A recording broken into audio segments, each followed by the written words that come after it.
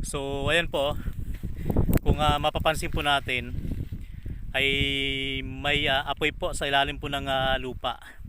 Yung bitak-bitak po na yan, sa ilalim po nang gagaling yung apoy. Ito po yung kapag gabi nakikita namin na lumiliwanag. Ito pa yun, oh. Oo. So yun talaga malalim na. Hindi tayo pwedeng lumapit baka biglang gumuho to.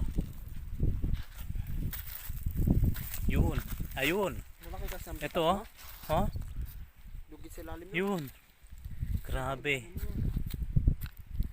Kaya pala nasusunog na lang bigla itong parang na ito dahil sobrang init nga po ng panahon, dahil ang aming lugar ay dineklarang state of calamity.